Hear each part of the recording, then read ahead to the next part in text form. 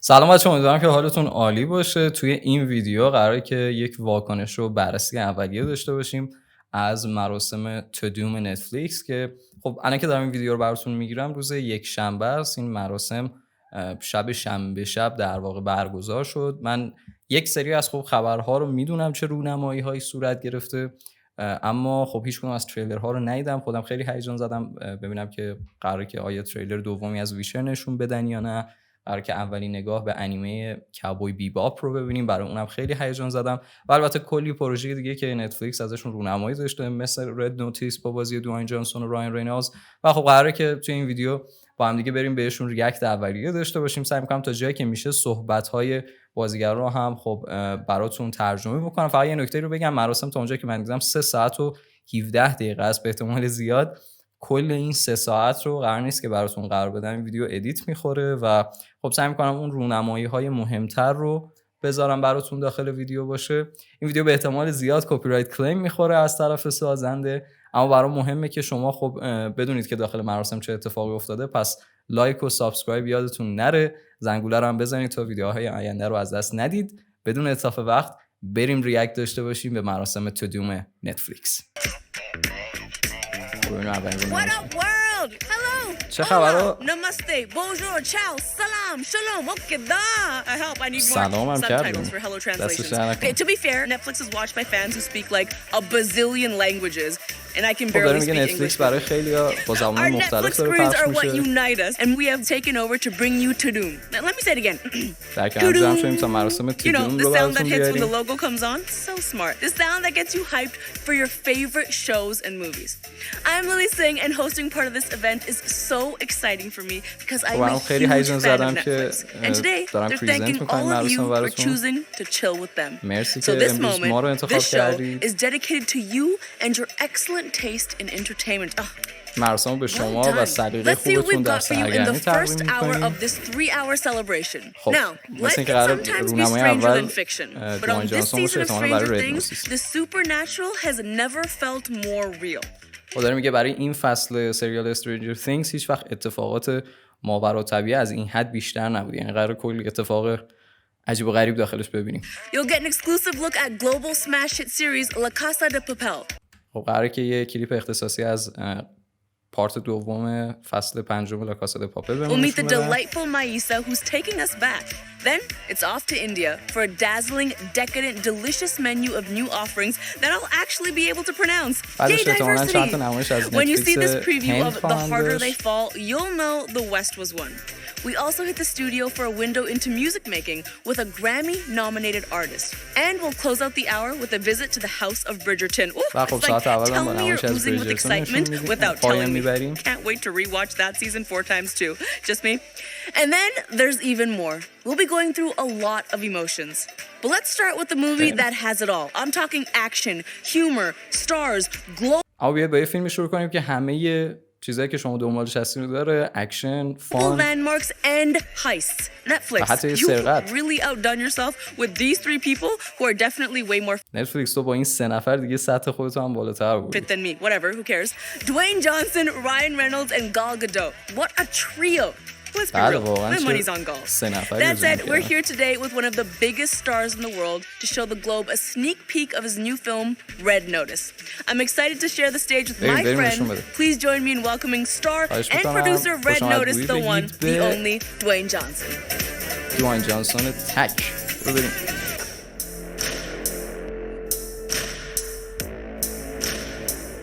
Hey everybody, I am so excited to share a scene from our new movie, the highly anticipated خب خیلی Red هیجان زدم Notice. که صحنه رو Netflix's از biggest رد نوتیس movie بهتون نشون ever. بدم. Coming to your living rooms around the world November 12th. This 12 film نوامبر is a منتشر میشه. throwback to the epic adventure films we all grew up فیلم loving, قراره and it is absolutely ما رو یاد massive. ماجراجویی‌هایی بندازه I که play the فیلم‌های FBI's قدیمی greatest داشتیم. profile, and I'm on the hunt for the most wanted art thief in the world and the greatest con man the world has never seen.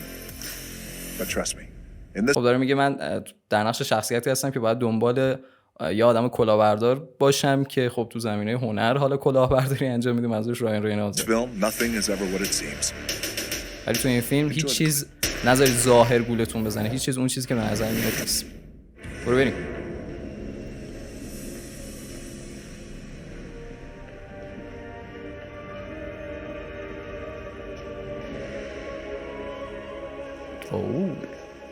Looking for something specific or دنبال چیز just خاصی browsing? می‌گردید یا که همجور دارید نگاه You می‌کنید؟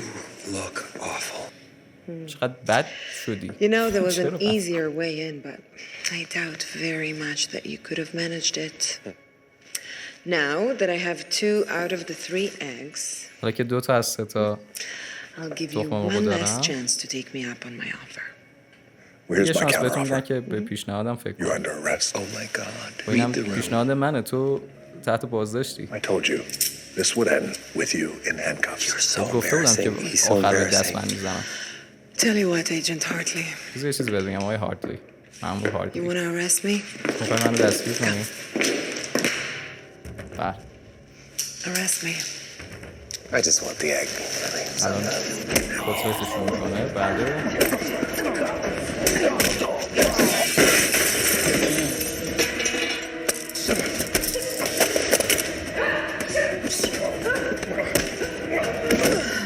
Take it easy. This is easy.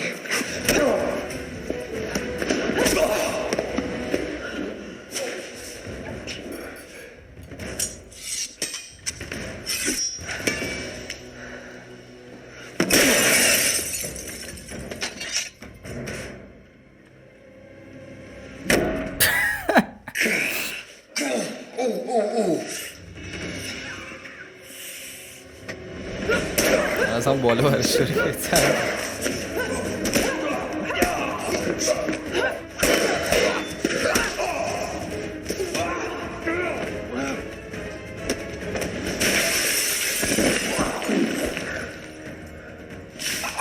این میخواد نشون بده که با واندر وومن در نمیاد هیچ وقت.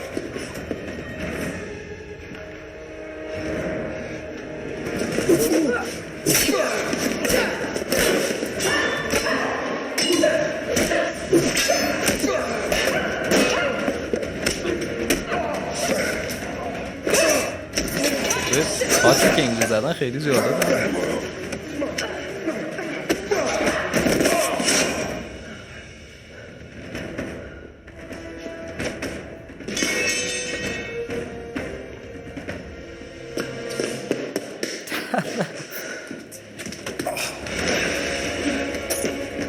ما رفت تو خورمه رو بزن فکرم در رفت خورده. Oh, bro, I didn't see the handcuffs coming. You can't ever tell anybody about this. Never tell anybody, I promise. Red Notice 12 خیلی خوب. بریم صحبت بکنیم راجع به Stranger Things فصل 4. Brace yourself for the strangest of things happening in season 4 of Stranger Things. Now you know the Duffer brothers love to turn your world upside down. شما میدونید که برادران دافر خیلی دوست دارن که شما رو سورپرایز بکنن. دوباره میخوان با فصل 4 این کار انجام بدن. ولی ما قراره به منبع بریم. Over to you all in whatever undisclosed location you're in.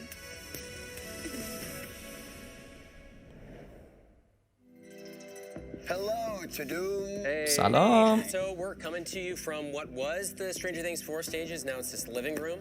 We're very excited to show you this season. It's ما خیلی هیجان زدیم که این فصل رو بهتون نشون بدیم. خیلی حماسیه. خیلی اتفاق میفته. Yeah, I think they've seen Hops in Russia. Right, in the crazy video from Hawkins Lab that we did. Yeah, and we've got a couple more, 2 more teasers to show. 2 تا تیزر دیگه هم قراره بهتون نشون بدیم. Literally right now. You could do the Grail House Right now? right now. همین الان. Sounds good. Yeah, it's very creepy. So Creel House, super important location. You're going to get a taste of it right now. Okay. And I'm warning you, it is very, very strange. And we hope you enjoy. And خب قراره به یه لوکیشنی بریم که خیلی قراره عجیب غریب باشه. Where is this one? برو بریم.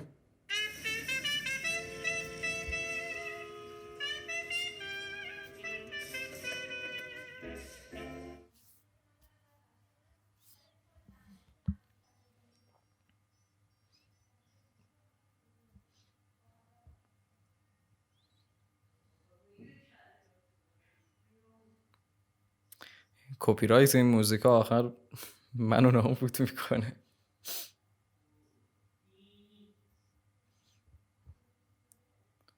اوه اوه اوه اوه اوه اوه.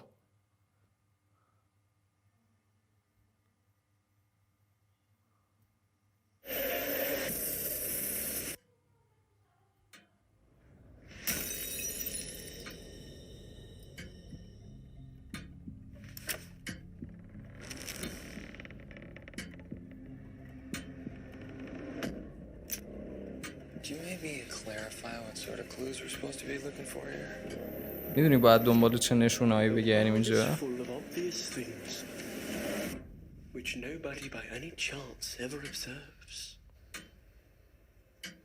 چه حرف فلسفی از شرلوک هولمز. و دنیا پر از چیزای آشکاریه که هیچکی بهشون توجه نمیکنه.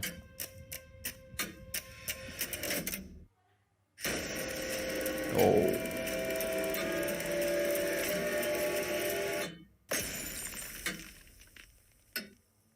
2022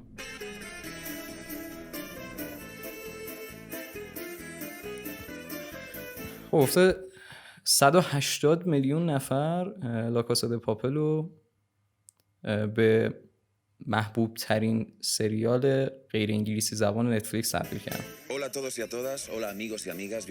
سلام به تمام دوستان. خیلی هیجان زدم که بخشی از این گلوبال ایونت هستم، این ایونت جهانی هستم که باعث میشه طرفدارا و دوستای نتفلیکس در کنار هم جمع بشن.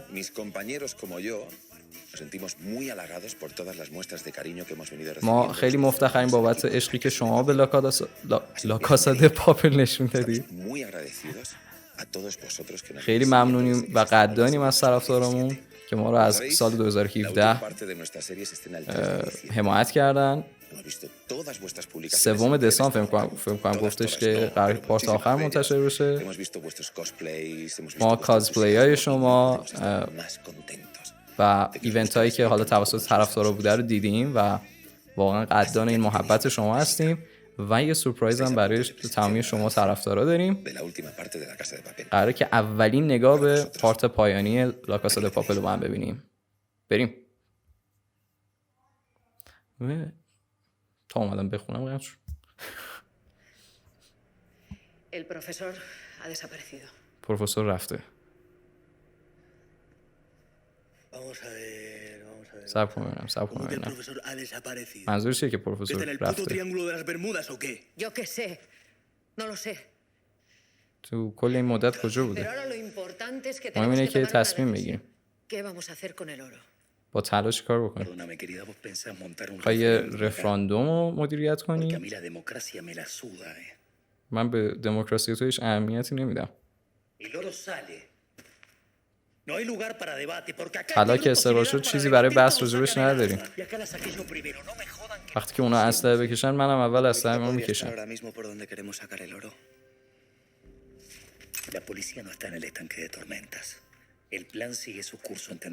میگه پلیس نمیتونه کاری انجام بده. هنوزم که هنوز نقشه‌ام پاورجاست. fundir 90 toneladas de oro para dárselas a la policía. Si la policía no está en el estanque de tormenta y el oro no nos vale de nada acá. ¿Lo entendés o no lo entendés, querida? Tenemos el oro de rehén. یه طلا الان گروگان ما. Cogemos al rehén, se lo ofrecemos a Tamayo y a negociar. Ese es tu plan maestro. به نظر باید به تومایو بدیمش که بعد باهاش مذاکره بکنیم. Sí, muchachito, soy un puto genio. Y tengo una maquinaria ahí abajo que lo va a demostrar. Quédate tranquilo. Y eso es lo único que te importa. Demostrar que tu maravilloso plan funciona. Sí, pero también salvarles la vida a ustedes.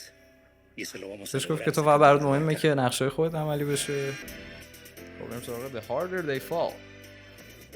Now to be real, an Eastern girl like me can't really claim to have seen a whole lot of Westerns. Hey, I'm just saying, Team Toronto all day. But this one that you're about to take a look at, this had me like, hello, all Hollywood creative types, why did it take you so long to make a Western like this? Because it is so much more than a Western. It's action, it's a revenge thriller, it's a superhero movie with هیجانی تو ژانر تریلر و انتقام باشه. West shown through a totally different lens and cast. Woo! The cast, by the way, I mean, when you got Jonathan Majors, Idris Elba, Lakeith Stanfield, Delroy Lindo, Zazie Beetz, and Regina King blowing up the screen, you know two things. One, I definitely have a prompter. And two, بزرگترین نقطه فروش این فیلم مثل اینکه قراره آدریس البا و جاناتان میجرز باشن. خب همین الان خود آدریس البا و جاناتان میجرز میان تا بیشتر راجع به این فیلم بهمون اطلاعات بدن. Hello. I'm Jonathan Majors and I play Jonathan Majors. من فکر کردم کنگه. I'm Idris Elba and I play Rufus Buck. Now من آدریس البا هستم، نقش روفوس باک رو بازی میکنم. Jonathan and I من و جانسون دوستای خیلی خوبی هستیم ولی تو فیلم قرار رقیبای جدی باشیم.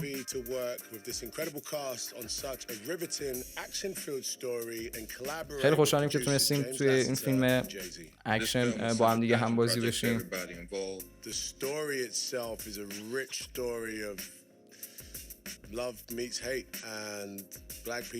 داستانی است که بهمون نشون میده چجوری از عشق به نفرت میرسی.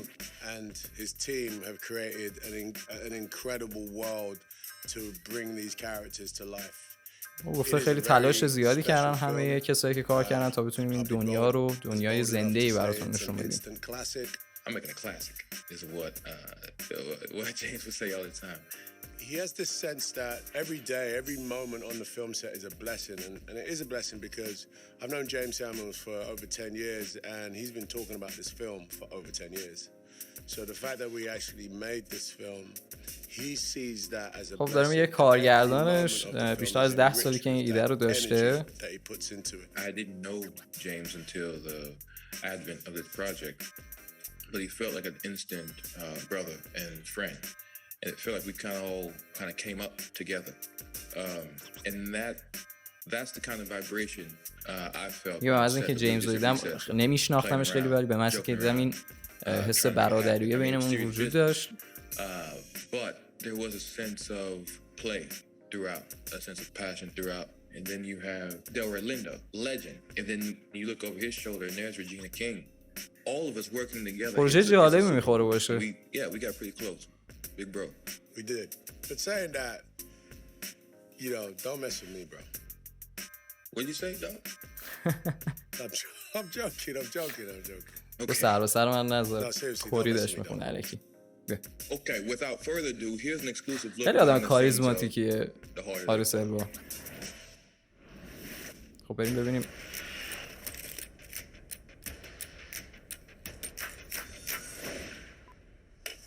Every time I told people there were black people in the Old West, people would look at me like I'm absolutely crazy.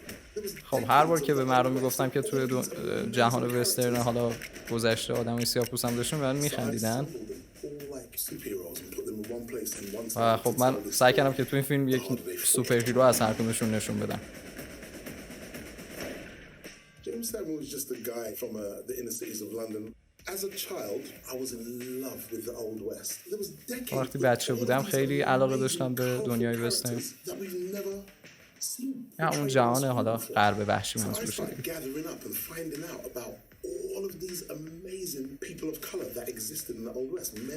خیلی تحقیق کردم ببینیم این آدمای رنگین پوستی که اونجا بودن چه جور آدمایی بودن.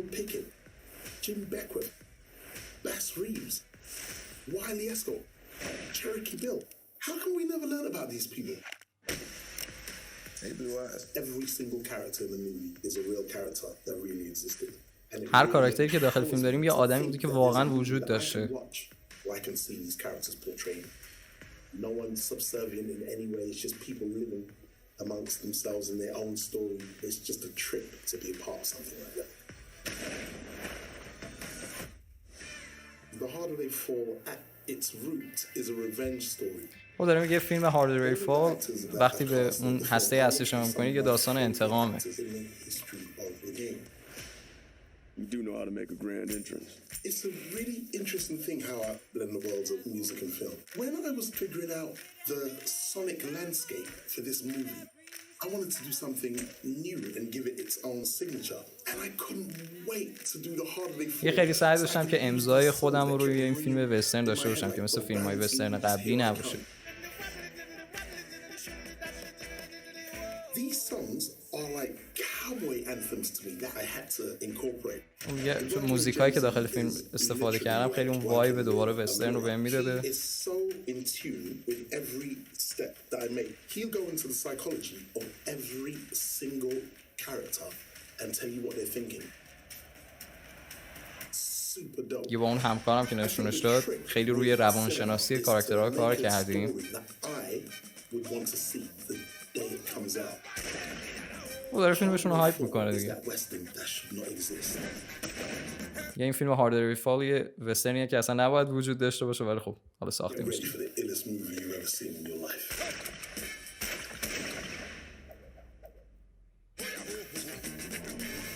The harder they fall. Thank you so much for that intro. You did a superb job, which means that there's some pressure on us to do the چقدر same. بزرگ شدن از فصل اول. Tudum. Oh my God, that'll never get easy. Hey everybody, we are so excited to be here with you to announce the next hour. So check out this lineup. Yeah, Sandman, Anime, Cobra Kai, Vikings Valhalla, Arcane, Reality, Cowboy Bebop, and more original shows and films. تو یک ساعت بعدی دارم بهم میگن که قرار چی بگم. Yeah, I can tell. And don't forget the latest from Chris Hemsworth. How could I forget? How could I possibly? گفت فیلم جدید کریس همزورث هم از دست ندید. Yeah. Speaking of dreams, first up is a dream come true for fans of the comic book series The Sandman. Sandman. But yeah, it only took something like 30 years to get this fan favorite to the screen. It's با 30 سال طول کشید که این کامیک رو حالا بیایم در مورد پرده بزرگ سینما رو ببینیم. Sandman Comics, Neil Gaiman, who's joining us right now.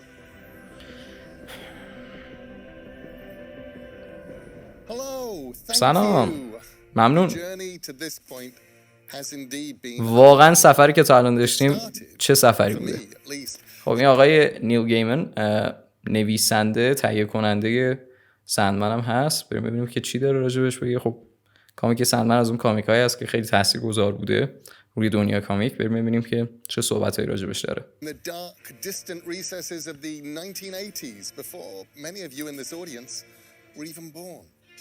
But this decades-long gestation, I think, was in fact a bit of a blessing. The team at Netflix, Alan, David, and I have been able to make something that was true to the comics while still being fantastic television. گفتم موقعی که می‌خواستیم حالا بسازیمش خیلی سعی کردیم که وفادار باشیم به کامیکی که ازش الهام گرفتیم. I think this is how it was always supposed to happen. فکر همیشه قرار بود این اتفاق بیفته. این بازیگرا با این تیم تولیدی که داشتیم رویای این روزو داشتن از زمانی که من طرح اولیه رو نوشتم.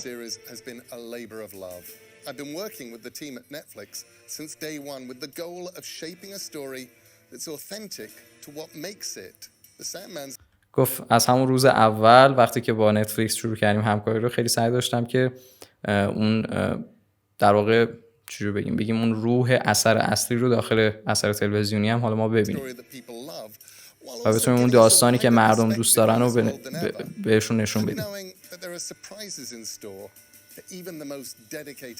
و بدونید که حتی برای طرفدارای پراپاقرص این کامیک هم بزرگترین سورپرایزها رو داریم.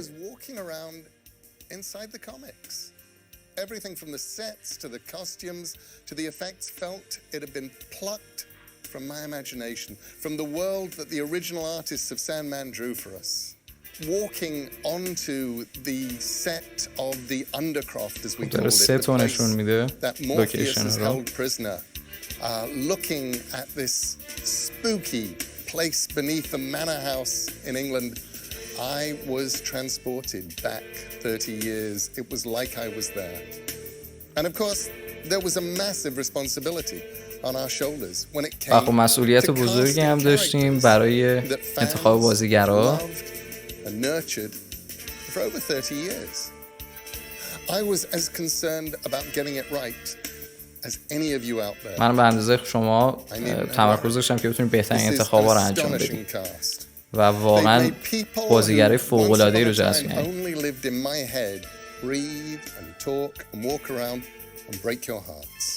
And the most important piece of casting, because if he wasn't right, nothing would be right, was Dream of the Endless himself, Tom Sturridge.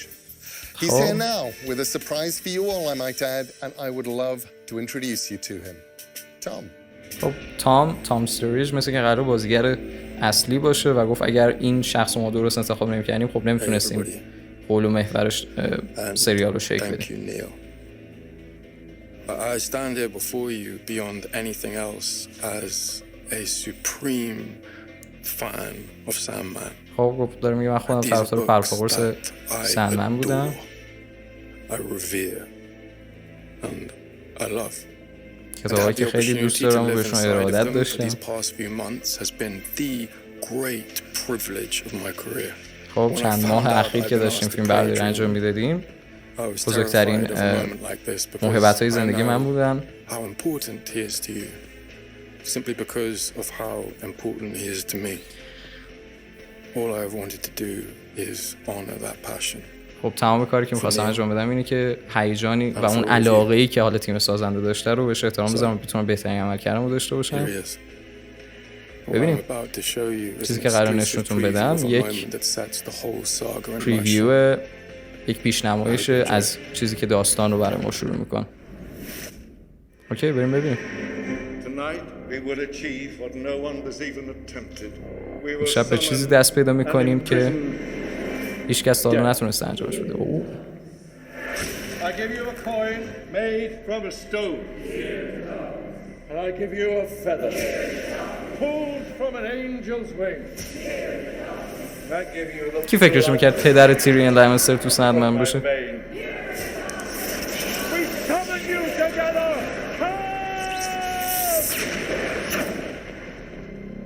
Death has family, desire, destiny, despair. Which one have I got? Dream. You're gonna need all the help you can get. خب سندمن اتمسفر جالبی داشت. So when I said that some scenes felt like they were plucked from the pages of the comics, well, that's what I meant. خب بچه‌ها من خودم کامیک سندمن نخوندم، برای همین اگر شما اطلاعاتی دارید راجع به پروژهش حتما تو بخش کامنت بگید، ولی خب داره میگه که همونطور که دیدید انگار به نظر میرسه که ما اومدیم و قشنگ اون صفحات کامیکو کندیم از کامیک و براتون داریم روی تلویزیون و صفحه نمایشتون نشون میدیم. اینقدر وفادار بودیم بهش. as Roderick Burgess and you heard the voice of Boyd Holbrook who plays the very dangerous nightmare known as the Corinthian. Now, there's another Sandman character who is especially dear to my heart. تو داریم یه کاراکتر دیگه هم هست که خیلی از شما طرفداران دوستش دارین. Sibling among the endless, his sister, Death. And Kirby Howell-Baptiste has made this essential role her own.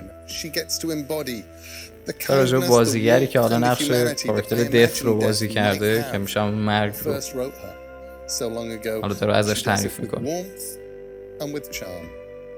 I'm very pleased to introduce to you Kirby Howell-Baptiste. بله. اینم شما و اینم خانم کرلی. Thank you, Neil. And hello, everybody out there. I'm thrilled to be here and to be sharing the stage with both of these wonderful people. Death of the Endless is, to say the least, a character with a profound legacy who has brought real comfort to so many people. This role was a responsibility as well as a privilege, and I can promise you I did not take that lightly. خب داریم یه کاراکتر میدونیم که برای شما خیلی مهمه. منم سعی کردم که همه تلاشمو بکنم تا بهترین عملکردمو داشته باشم.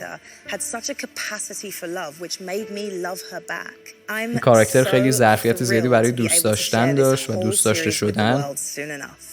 But before then, and not to one up you, Tom, I have something else to announce for the fans. خب چیز دیگه رو به Sandman's social handles are now live.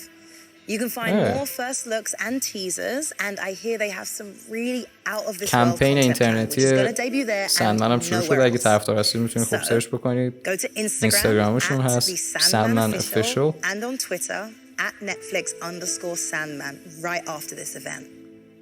Thank you all again. جالب بود، پروژه جالبیه. صبر ندارم ببینم چیکار میکنم.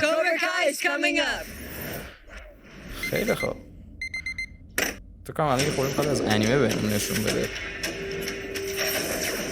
آخرین انیمه که از نتفلیکس دیدم ویچر نایتمر آف دی ولف بود. خیلی دوستش داشتم، حتما ببینیدش. مخصوصا برای پیشینه خیلی خوبی برای کاراکتر وسیمیر قبل از فصل دوم بهتون میده.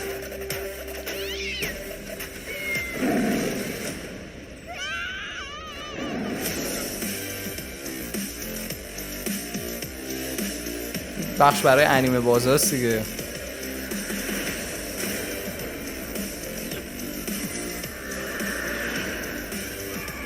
خیلی نتفلیکس داره تمرکز میذاره روی بخش انیمهش. سوپر کروکس. جالبه.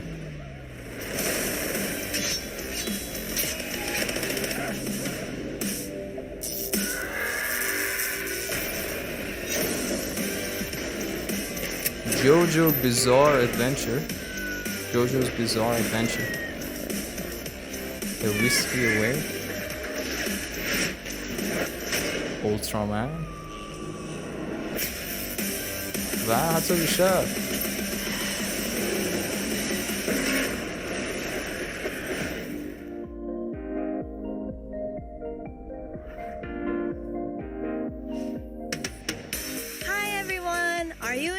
Tudum so far? سلام از Tudum لذت بردی؟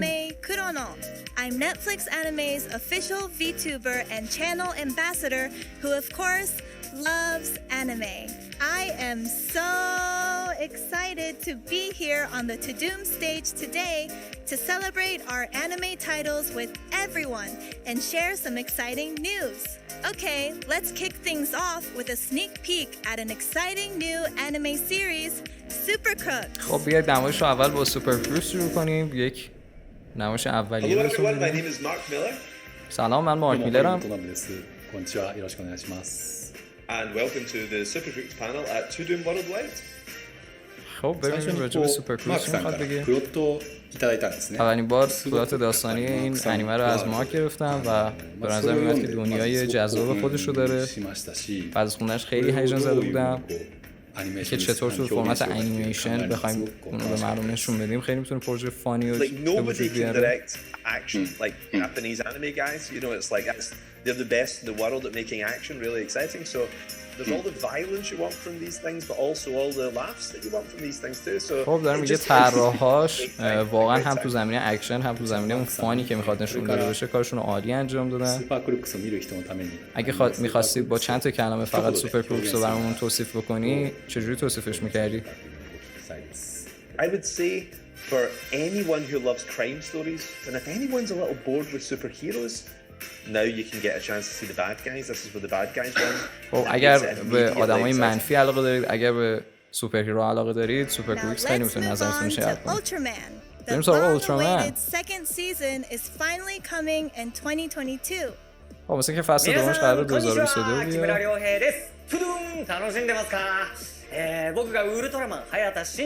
من نقش شینجیرو رو بازی کردم. این سریال، این انیمه که در سال 2019 منتشر شد بیشترین میزان تماشا رو داشت تو سال خودش و خب خوشحالم بگم که در سال 2022 برگردیم. بیا اتومال بیا یه پوز خوشگل بگیریم. دیگه طرفدار انیمه‌اش هستید خب قراره 2022 فصل جدیدش بیاد. Our special guest and star of the hit anime series Agretsuko, currently in its 3rd season. Next up, we have Koji Yamamoto, producer of 2020's A Whisker Away. 大好きだよ、太郎。これは私ムゲが大好きな男の子に会うため猫になるちょっと不思議な物語。طراحی جالبی داره. A Whisker Away. سلام من کوجی یاماموتو ام. ヤマモトエンジンという会社とアニメーションスタジオのスタジオコロリドの代表をしております。今日よろしくお願いします。استودیو کولوریدو فکر کنم یکی از انیمه‌های استار وارز ویژن هم اینا ساخته بودن اگه اشتباه نکنم. 泣きたい私は猫をかぶるをネットフリックス映画という形で公開して一番感じたことはネットフリックスが世界中に新しいお客さんをつなげてくれている。بعد از ساخت این انیمه داشتیم این بود که نتفلیکس باعث شد که با طرفدارای زیادی آشنا بشیم. 全て世界中のお客さんに一人でも多くの人に見てもらいたいと思ってます。انیمه بعدیمون هم به اندازه Whisker Away میزان تماشا داشته باشه. طراحی جالب بود. いらっしゃいませ。お一人様ですか。چیه دیگه؟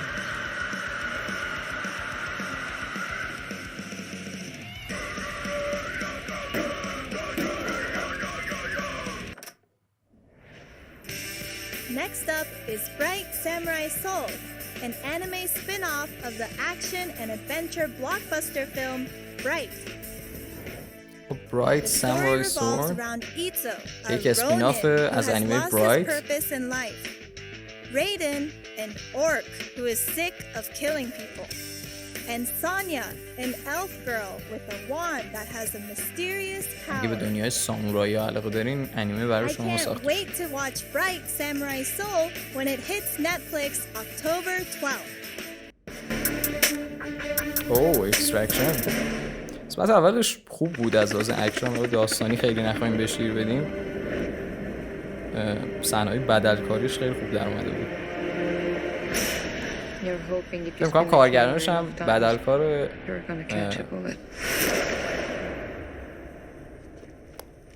بدلکار کریس ایونز توی فیلم‌های کپتن امریکا بود. اگه شما نکنم این پایان فیلم اوله.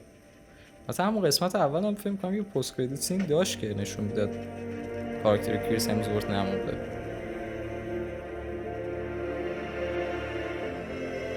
فکر کنم جزء تهیه کننده هاش برادران روسو هم هستن که خب میدونیم کارگردانای کپتن امریکای 2 3 و البته اونجرز اینفینیتی وار و اند گیم هم هستن. خیلی برای خانم فراهانی خوشحالم که داره تو سریال های خوبی جدیدن بازی میکنه. یه سریال فکر میکنم برای اپل تیوی قراره که منتشر بشه.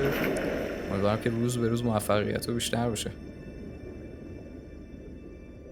چقدر پایانش صحنه شبیه صحنه کپتن امریکا و وینتر سولجر بود. Tyler,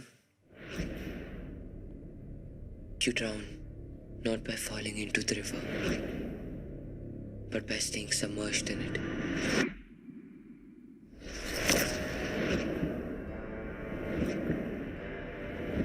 اگه میشه اصلا کار کنیم خوشگی رو کشت. اکسترکشن 2 به زودی.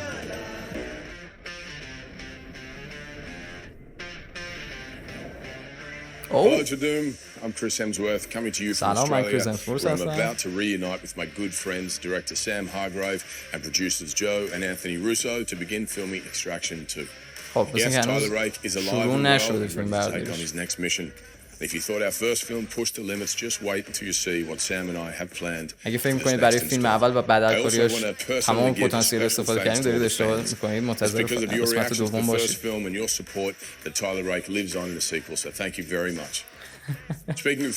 به خاطر حمایت شما بود که تایلر زنده مونده و ما بتونیم یه سیکوئل بسازیم برای قسمت اول. Nothing but admiration for this next group. Some of the biggest and baddest action stars in film today. Some of my favorite actors, though I do have to say one in particular stands out. She may be my wife, but that's beside the point. To kick off the next Tudum panel, here is Netflix. همسرش هم قرار باشه تو قسمت دوم. جالب شد. خب بریم سراغ نمایش وایکینگ ها. والهالا اسپیناف سریال وایکینگز. من خودم ندیدم سریال وایکینگز رو. اگه شما دیدید سریال رو یا منتظر اسپیناف هستین حتما تو بخش کامنت بگید. I'm Frida Gustafsson and I play Freydis Eriksdotter in Vikings Valhalla. خب دارن نقشه‌ای که بازی میکنن میگن. and I play Harold Hardrada. I can't wait for fans to see what we've been getting up to. صبر نداریم بهتون نشون بدیم که چه چیزی براتون ساختیم و بریم اولین نگاه داشته باشیم به وایکینگز والهالا. You captained your boat all the way from Greenland. Who are you? I'm Leif. Then why are you here? هرشین ریف. To see if this fight you talk about is mine. عقیداتی داره اتفاق میفته. یک عصر جدید از جنگجویان. Still one people. Now is our time. حالا زمان ماست تا تاریخ رو رقم بزنیم. وایکینگز والهالا. خب نمایش بعدی برای کابوی بیباپ. Now the next series we're about to introduce is going to be epic. Smashing together some of our نمایش بعدی قراره حماسی باشه. خب یه توضیح راجع به کابوی بیباپ بچه‌ها بهتون بدم. اگر خب انیمه واس هستید قطعاً اسم کابوی بیباپ رو شنیدید. یکی از معروف‌ترین انیمه ها هست تو این زمینه و خب خیلی از کسایی که میخوان انیمه شروع بکنن به دیدنش هم من پیشنهاد می‌کنم اول این انیمه رو ببینن که ببینن اصلا با فضای انیمه اوکی هستن، میتونن طراحیاشو بپذیرن یا نه. و خب این انیمه خیلی بچه‌ها روی غرب هم تاثیرگذار بود. خیلی از آمریکایی‌ها، خیلی از کسایی که توی حالا آمریکا یا اروپا زندگی می‌کنن به خاطر انیمه کاوبوی بیباپ علاقه‌مند شدن، کلاً به انیمه دیدن. خیلی تاثیرگذار بوده. انیمه هم نیست که طولانی باشه، کلاً یه فصل داره اگه اشتباه نکنم که 24-25 قسمته و خیلی هم زود میتونید تمامش بکنید.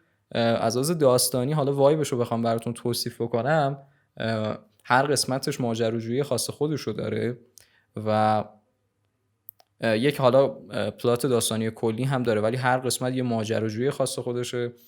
داستان توی فضا بعضن جریان داره، بعضی وقتا خیلی فضا و وسترن رو با هم دیگه اومده تلفیق کرده. از این بابت پیشنهاد می‌کنم ببینید. حالا اگه بخوایم تشبیهش بکنیم به یه سریالی که حالا شاید دیده باشید بیشترتون، اگه سریال مندلورین رو دیده باشید، خیلی شباهت داره به کاوبوی بیباپ از این بابت مندلورین، و اگر مندلورین رو دوست داشته باشید احتمالاً از کاوبوی بیباپ هم خوشتون میاد. زمانهایی که لازمه دارک باشه خیلی دارک تر از مندلورینه و خب زمانهایی هم که لازمه سرگرم کننده باشه اون میزان فانش خب اون فان انیمه‌ای هست که ما می‌بینیم و باید ببینید که آیا دوستش خواهید داشت یا نه. اینکه حالا نتفلیکس اومده یه لایو اکشن ازش ساخته، باید ببینیم چجوری قراره باشه. حالا اولین نگاه مثل اینکه بهمون قراره نشون بدن. مصطفی شکیر و جانشو. احتمالاً جانشو نقش اسپایک دیگه اگه اشتباه نکنم. Anyways, yeah, Cowboy Bebop fans, this is the animated galaxy اینم come to life. Get ready. انیمه‌ای که دوست داشتید ورژن لایو اکشنش رو ببینید. و آهنگای جاز زیادی توی انیمه اصلی هست. بریم پیش جانشو.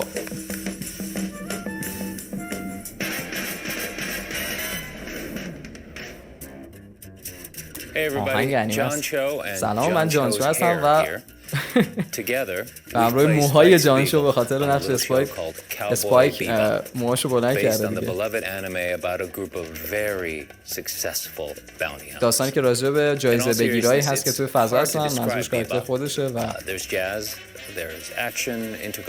جاز داریم، اکشن داریم. فکر کنم بهتر باشه که فقط بهتون نشون بدم. آره برو ببینیم. آهنگ مخصوص انیمه رو هم زدی. تیتراژ انیمه رو اومدن بازسازی کردن. بله آهنگ کپی رایت میخوره ولی اشکال نداره.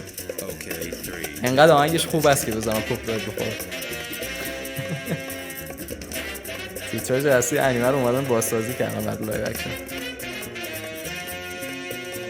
خوبه، کاراکترها هم شبیه در اومدن از لحاظ ظاهری حداقل. این وایب خود انیمه اصلی رو هم داره.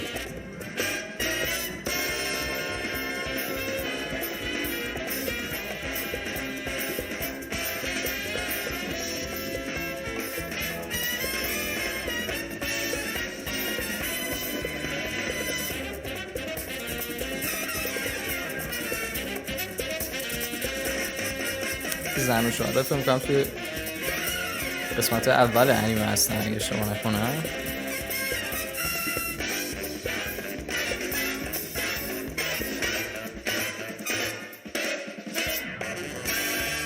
صحنه خیلی صحنه معروفیه و سگ دوست داشتنی هم آوردن.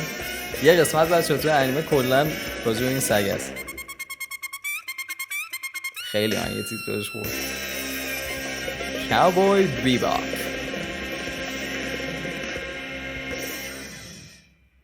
تاریخ نداره بهمون. ای نامرد. We're going to the end of the world with the extraordinary Leonardo DiCaprio and the incredible Jennifer Lawrence. با دیکاپریو و جنیفر لارنس میخوایم به آخر زمان بریم. So hold tight. که میخوام به دنیا راجع به شبسنگی که قرار دنیا رو به پایان برسونه خبر بدن بهشون. در واقع دنیا رو آگاه کنن. ببخشید بابت ترجمه بعد. I'm Jennifer Lawrence. I'm Adam McKay. And our new film, Don't Look Up, is about a comet heading towards Earth. خب فیلم جدیدم راجع به شبسنگی که داره به زمین نزدیک میشه. از ازت بپرسم آدم اگه دنیا قرار بود به پایان برسه چیکار می‌کردی؟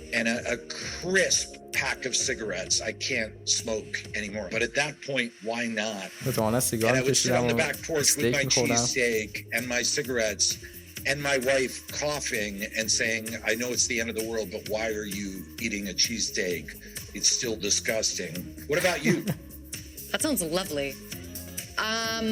I'd چه probably go انتخابای with دوست firm داشتنی داشتی denial, سیگار و just, you know, چیز to استیک. get through, just shove it right on down, don't think about it. I don't know, I mean, last day on earth seems like the right time for spirituality, you know, and prayer and or finishing off all of my اگه روز آخر باشه I've been carrying my فکر whole کنم life. روز خوبیه برای اینکه آدم عرفانی بشه و دعا زیاد بکنه. In some ways, you could think that. I don't think so. What's your last meal, Jen? I'm curious. آخرین غذایی که دوست داری بخوری My چیه؟ last meal is probably going to be something really like cereal, like Captain Crunch or chicken fried rice, something that harkens back to the childhood. Not the chicken fried rice. چیزی میخورم که منو یاد دوران بچگیام بندازه. One last thing I would love to do with my last day. I haven't gotten my teeth checked in a long time. Who wants to go out with a cavity? And then since I'm crazed, I would race over to my financial planner's office and really get my 401k in line. Oh, yeah. That sounds really fun. All right. Well, I've had enough banter. Here is the clip of our new دندونم رو movie. برم یه بار دیگه Enjoy it. چک کنم و حواسم به وضعیت مالیم باشه. Okay. I heard there's an asteroid or a comet or something that you don't like the looks of. Tell me about it. You got 20 minutes. چه کست بازیگری داره واقعا. A comet between 5 to 10 kilometers across that we estimate came ظاهراشون هم تغییر دادن using یعنی Gauss's method of که اون دیکاپریوی که همیشه دیدیم نباشه. astrometric uncertainty of 0.04. Whoa. The hell is so what? bored. Just tell us what it is. Seriously, stop. What Dr. Mindy is trying to say is that there's a comet headed directly towards Earth. And then what happens? Like a tidal wave? It will be far more catastrophic. There will be mile-high tsunamis. So how certain is this? There's 100% certainty of impact. Please, don't say 100% مطمئنی میخوره بهش. Potentially significant. میخوره بهم. But it isn't potentially going to happen. 99.78% to be exact. Oh, great. Okay, so it's not 100%. I'm gonna call it 70%. 99 خورده ایه. پس ما مثلا میگیم 70%. Let's use like 60% as a working number. Okay, we're gonna get our own scientists on this, you know, no offense. Dr. Mindy is a tenured professor. پروپاگاندای سیاسی رو نشون بده ها. Sorry, did you say Michigan State? Exactly. They have an excellent astronomy department. You say so. You want to see my SAT scores? I'm sorry. Who is she? Are you her son? I'm chief of staff boy with the dragon tattoo, so I'm doing fine. How many tampons can you fit in that bag? As many as I'd want. At this very moment, I say we sit tight and assess. Sit tight and assess. Sit tight and assess? You want us to sit tight. And then assess. خب خیلی شوخیای عدم مکیی داره. 24 دسامبر شنیدم که کمیوهای زیادی هم قرار داشته باشه. حالا Okay, it's Millie Bobby Brown, who also plays the brilliant, resourceful Enola Holmes. Millie is coming back to the next installment of the detective phenomenon. Though, stay tuned, because after, Sherlock might not let her have the last laugh. Take a look. Hello, Tudum. Thank you to all the Stranger Things fans out there for your love and support. We are so glad we got to share the newest teaser with you. I also want to say thank you to all the Enola Holmes fans around the world. It's been an incredible honor. داره تشکر می‌کنم از هواداری Stranger Things و فیلم انولا هولمز. Hello. Tis I. Hi, Louis. Hello, hey Millie, how's it going? It's going good. How are you? I'm good. I've missed you. It's been a while. I know. I missed you too. But not long until we're reunited again on set. I know. Just a couple more days. The Enola Holmes sequel wouldn't be the same Oh, without you. ادامه انولا هولمز رو بسازن. Back together in London. Have you read the script? I sure have. I think we should give everyone a little clue as to what to expect. I think that's a good idea. اسکریپتش If تموم you شده، had to فیلم describe برداری قرار Enola شروع Holmes بشه. 2 in one word, what would it be? اگه می‌خواستی با یک کلمه انولا هولمز 2 رو توصیف کنی چی میگفتی؟ گفت ماجراجویی. و چقدر زحمت کشیدی واقعا What's one برای big گفتن یک کلمه. thematic from the sequel that resonated with you the most? One theme. چه چیزی از قسمت دوم خیلی با تو تونستی باش ارتباط برقرار کنی با علاوه ارتباط خانوادگی و همکاری تیمی خیلی با من تونست ارتباط برقرار بکنه اسکریپت قسمت دوم. I didn't have any scenes with Henry. I'm excited to work with him, yeah. And there's a bit of fighting going on. خیلی هیجان زدم که با هنری کاویل که نقش شرلوک است Nice to see you, Millie. Not long now. Louis, this was so much fun. Yes, it was. So good to see you.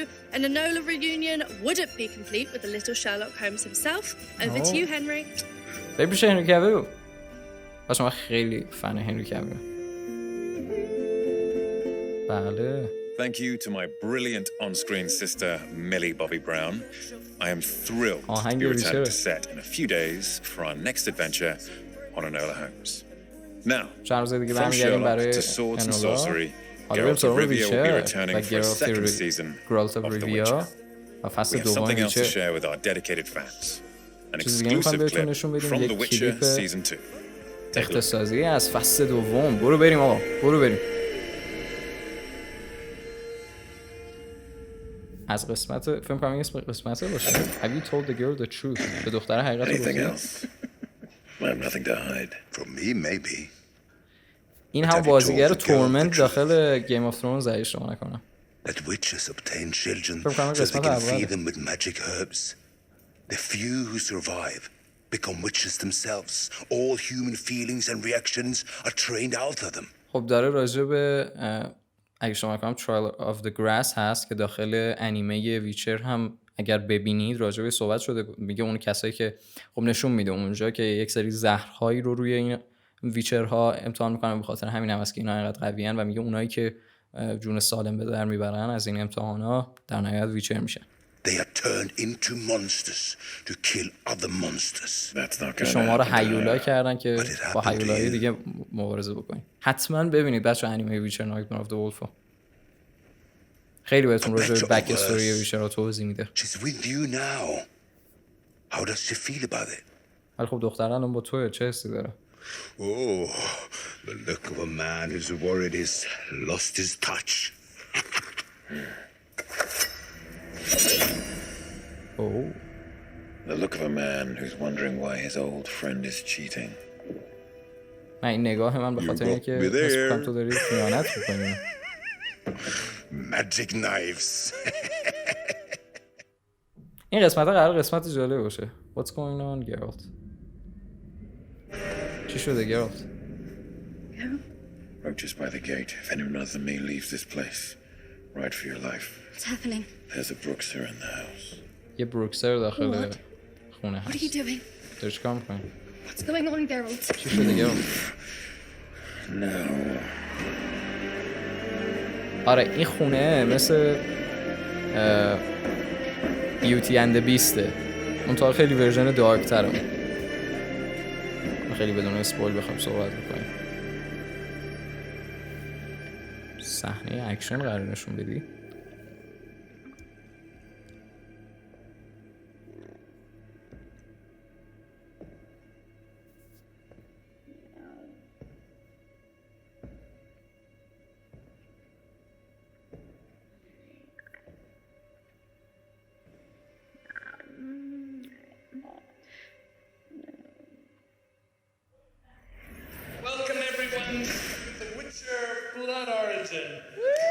به به این هم از یه اسپیناف دیگه، اسپیناف بلاد اورنجی که داستانش قبل ویچر. بیاد با قسمت یک شروع کنیم. نبرد شمشیرهای خونی اگه اشتباه نکنم اسمش بود. Hi, my name is Declan DeBarra. I'm the showrunner on The Witcher Blood Origin. من دکلن دبارا هستم. Around Arborfield Studios where we're filming. And we're going to start in our tiny, wee little stage one. It's a tiny little place where we're building our tiny little sets. آره دیگه توی این استودیو ستاشون میسازن. My new favorite building is props. They're all talented, cool kids in there. It's just a madhouse of cool things. I can't really show you anything. I can show you one thing. یه چیزی میتونم بهتون نشون بدم. When they say no animals were harmed, we build all our own animals. So ما میگیم که به حیوانات صدمه نمیزنیم، برای همین مجبوریم حیوانات خودمون رو بسازیم. So one of the best parts about writing a show like this is creating something on paper and dreaming it up. یکی از بهترین پارت‌هایی که کار کردن روی همچین پروژه‌ای داریم که تو روی کاغذ می‌نویسیش، بعد حالا فکر می‌کنی چجوری باید اونا رو بیاری تو دنیای واقعی. بلاد اوريجینز قراره روی داستان اوریجین استوری الف‌ها تمرکز داشته باشه. Another thing that I really like about this season is that we are using real beasts.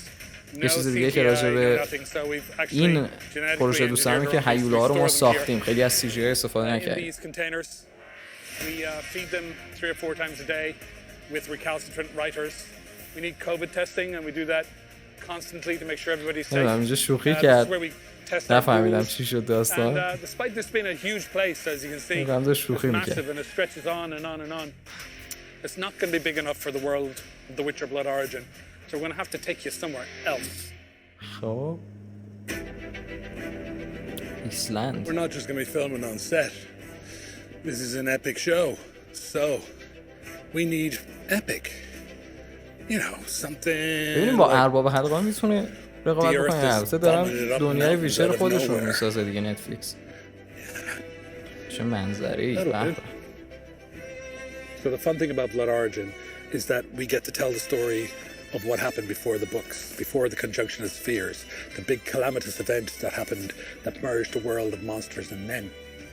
آره میگه یه چیز جالبی که راجع به این شو وجود داره که ما میتونیم به گذشته برگردیم و خب یکی از بزرگترین اتفاقات که حالا ما تو فصل آخر ویچر تا رو میبینیم Conjunction of the Spheres که یک حالا سرنوشتی است که از قبل پیش بینی شده اتفاق میفته. خیلی پلات داستانی بزرگیه توی دنیا ویچر و گفت که حالا برای ما جالبی که بتونیم مثلا داستان رو جدا از اینها بگیم و برگردیم به گذشته. حتما ببینید Blood Origins رو. آره اینم پروژه جالبیه. Hi, I'm Lauren Schmidt-Hissrich, showrunner and executive producer of The Witcher. I'm so excited to tell you that we will be creating even more from the Witcher universe with Netflix. بله قراره که با نتفلیکس همکاری بیشتری برای ویچر داشته باشیم. Anime film, as well as a fun-filled kids and family series. And گفت که مثل یه انیمه دیگه مثل که قراره بسازیم برای برنامه کودکان. The Witcher Season 3. و البته فصل سوم ویچر. And cannot wait for you to join us on the ride. And now, I'll hand it over to our very own Geralt of Rivia, Henry Cavill. بریم سراغ گرالت اف ریویا خودمون یعنی هنری کویل. But wait, there's more. Witcher fans, I can assure you that the new season will be full of plenty of surprises. To get you ready, Netflix has put together this new video to get you up to speed and sharing some never-before-seen footage of season 2. بازم فوتیج بیشتر از فصل دوم خیلی دارن بیشتر نشون میدن از فصل دو ویچر. بله Butcher of Blaviken که از بهترین سریال چند سال اخیر بود فصل اولش من نظرم. Something more. Oh, fun. There is no more hiding from Nilfgaard. دیگه نمیتونیم از نیلفگاردیا قایم بشیم. اینه که صحنه فصل اوله. گفتی از فصل دوم میخوای نشون بدی هنری؟ اوکی نشون. باید چیزی متوجه بشم. You claim the law of surprise and got me. Why?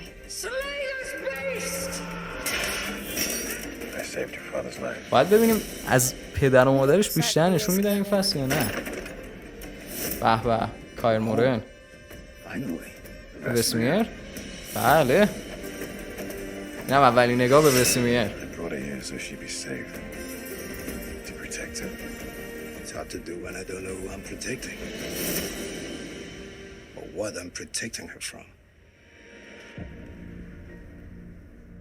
برام سخته که متوجه بشم داریم برای چی از سری مراقبت میکنیم.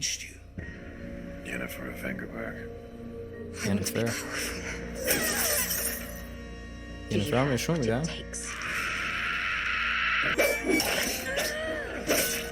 This is your legacy. Save these people. This continent. این میراث تو باید این آره رو نجات بدی. You're in chains behind enemy lines, Yennefer. Oh, گیر افتاد پس. You're blind. The war's just begun. یعنی کی نجاتشون میده؟ نه جفتشون میده. Things to people. Humans do bad things to everybody.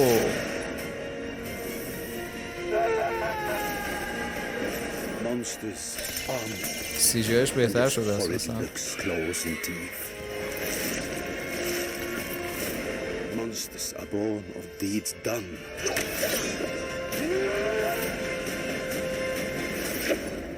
Unforgivable ones. برو بریم، صبر ندارم واقعا برای فصل دوم. برو بریم. 17 دسامبر چه آخر هفته یه. نتفلیکس، میتریکس رزورکشنز، اسپایدرمن نو وی هوم. عجیب غریب اون هفته. خب بچه‌ها اینم از همایش تودوم نتفلیکس. امیدوارم که لذت برده باشید. ببخشید اگه کمی کاستی بود. من سعی کردم اون پروژه‌هایی که حالا صحبت بیشتری راجع بهشون میشد و نشون بدم. اگه می‌خواستم کل مراسمو بذارم یه خورده حوصله سربر میشد. سعی کردم اون قسمت‌های مهمش، هایلایت‌های مهم از نظر خودم رو حالا بیارم و داخل این ویدیو براتون جا بدم. ببخشید باز اگر کمی و کاستی در ترجمه بود. ترجمه همزمان خب خیلی تجربه این کار رو نداشتم چون تخصص اصلیم ترجمه هیچ وقت نبوده، ولی خب تمام سعیم کردم که اطلاعات درستی بهتون بدم. بازم عذر میخوام اگر اشتباهی صورت گرفته، قطعاً ممکنه اتفاق افتاده باشه. اما نظر شما راجع به نمایش تودوم چی بوده؟ اصلا دوست دارید این سب ویدیو رو برای نمایش‌های بعدی حالا مثلا مارول یا حتی دی سی فندم داشته باشیم که در آینده داریم؟ حتما نظرتون رو تو بخش کامنت بهم بگین. نظرتون راجع به سریال ها و پروژه‌هایی هم که نشون داده شدن هم بگین. من خیلی برای ویچر هیجان زدم.